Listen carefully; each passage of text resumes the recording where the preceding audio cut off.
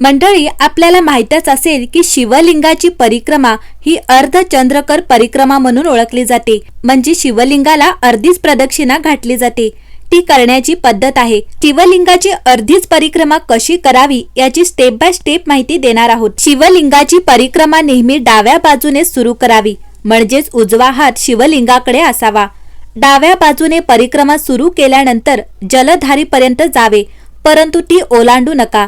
आता नतमस्तक होऊन जलवाहकाला प्रणाम करा आणि त्यातून वाहणाऱ्या पाण्याला स्पर्श करून डोक्यावर लावा. यानंतर तेथून मागे वळून पुन्हा शिवलिंगासमोर या आणि परिक्रमा पूर्ण करा.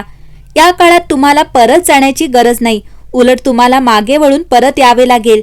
त्यानंतर तुम्ही शिवलिंगाच्या मुख्य दरवाजापाशी या, म्हणजे जिथून तुम्ही परिक्रमा सुरू केली होती, आणि शिवलिंगाला नमस्कार करा. मुख्यतः शिवलिंगाची अर्धी प्रदक्षिणा येथेच संपते, परंतु काही भक्त पुढील प्रक्रिया देखील करतात.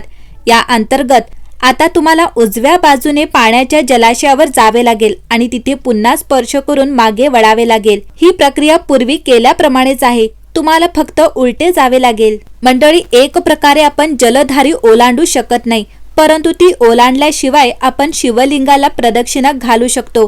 प्रथम डाव्या बाजूने जाऊन परत येतो आणि नंतर उजव्या बाजूने जाऊन परत येतो. तथापि अशा प्रकारे शिवलिंगाची प्रदक्षिणा करणे आवश्यक नाही आणि आपण डावीकडे जाऊनच परत येऊ शकता. असे केल्याने शिवलिंगाची अर्धी प्रदक्षिणा पूर्ण मानली जाते.